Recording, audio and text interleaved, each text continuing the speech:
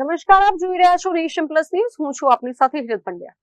ગુજરાત માટીકામ બોર્ડ દ્વારા માન્યતા પ્રાપ્ત અને રાજ્ય સરકાર દ્વારા એવોર્ડથી સન્માનિત મૂર્તિકાર પ્રતિમા શાહ દ્વારા પર્યાવરણની જાળવણી સાથે શાસ્ત્રોક્ત વર્ણનને અનુસરીને અદ્ભુત ગણેશજીની પ્રતિમાઓ તૈયાર કરવામાં આવી રહી છે. તેમની આ વિશિષ્ટ કળા અને મૂર્તિઓ જોવા તેમજ ખરીદવા માટે વડોદરા શહેર અને જિલ્લાભરમાંથી ગ્રાહકો ઉમટી રહ્યા છે. વડોદરામાં ગણેશોત્સવ પૂર્વે ગુજરાત માટીકામ બોર્ડ દ્વારા માન્યતા પ્રાપ્ત અને રાજ્ય સરકાર દ્વારા એવોર્ડથી સન્માનિત મૂર્તિકાર પ્રતિમા શાહ દ્વારા શાસ્ત્રોક્ત અને સંપૂર્ણ ઇકો ફ્રેન્ડલી રીતે તૈયાર કરેલી ભગવાન ગણેશજીની મૂર્તિઓ આકર્ષણનું કેન્દ્ર બની છે. આ મૂર્તિઓની ખાસિયત એ છે કે પ્રતિમા શાહ દ્વારા ગણેશજીના એક સ્વરૂપની માત્ર એક જ મૂર્તિ બનાવવામાં આવે છે. સંપૂર્ણ માટીમાંથી નિર્મિત આ મૂર્તિઓમાં માત્ર પ્રાકૃતિક રંગનો જ ઉપયોગ કરાય છે. એટલું જ નહીં, રંગકામ માટે પણ ધાર્મિક દ્રષ્ટિકોણ અનુસાર વિશેષ પીંછીઓનો ઉપયોગ કરવામાં આવે છે. શાસ્ત્રોમાં દર્શાવ્યા મુજબ ભગવાનની મુખ મુદ્રા અત્યંત પ્રસન્ન અને સ્મિત વેરતી રાખવામાં આવે છે. ભગવાનના વાઘા, સાફો અને અલંકારો પણ પ્રતિમા શાહ પોતે જ તૈયાર કરીને મૂર્તિનો શણગાર કરે છે.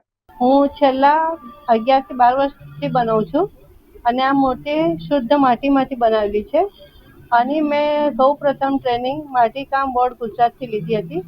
એના પ્રેરણા રૂપે ત્યાંથી શીખીને આગળ આને વધારી છે, જેથી લોકો જે પીઓપીની મૂર્તિઓ લે છે એનાથી દૂર થઈને માટીની મૂર્તિઓ લે, આકર્ષણ થાય અને આપણું નેચરની પ્રોબ્લેમ સોર્ટ આઉટ થાય, એના માટે હું આ શરૂઆત કરી છે.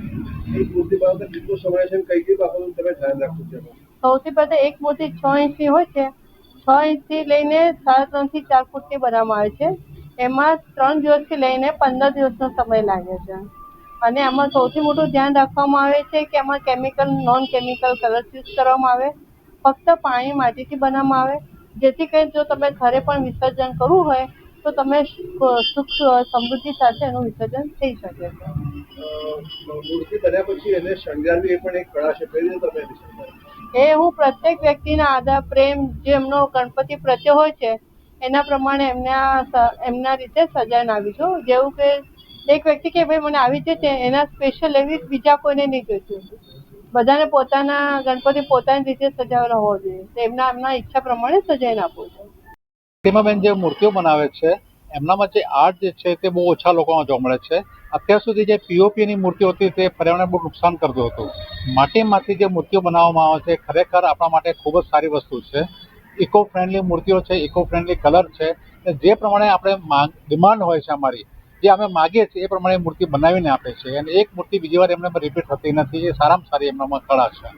ઉલ્લેખનીય છે કે રાજ્ય સરકારના કુટીર વિભાગ દ્વારા પ્રતિમા શાહને તેમની ઉત્કૃષ્ટ કળા માટે એવોર્ડથી સન્માનિત કરાયા છે અને માસ્ટર આર્ટિસ્ટ તરીકે પણ નિમણૂક કરવામાં આવી છે. ગણપતિ મૂર્તિઓ ઉપરાંત તેઓ લુપ્ત થતી હસ્તકલા જેવી કે Warli painting, mud mirror work, Pithora અને મધુબની આર્ટમાં પણ નિષ્ણાંત છે. ગુજરાત સરકારના માટીકામ બોર્ડ દ્વારા તાલીમ આપીને અનેક લોકોને પગભર કરવાનો પ્રયાસ થઈ રહ્યો છે. ત્યારે પ્લાસ્ટર ઓફ પેરિસને બદલે માટીની મૂર્તિઓ અપનાવીને પર્યાવરણનું જતન કરવાનો સંદેશ પણ આ કળા મારફતે આપવામાં આવી રહ્યો છે. જીતેન્દ્રસિંહ રાજપૂત સાથે Chirag Patel, nation plus news, Vadodara. સમાચારોના સતત અપડેટ મેળવવા માટે અમારી નેશન પ્લસ ન્યૂઝની યુટ્યુબ ચેનલને સબસ્ક્રાઇબ કરો, બેલ આઇકન દબાવો અને જોડાયેલા રહો ફેસબુક, ઇન્સ્ટાગ્રામ અને ટ્વિટર પર.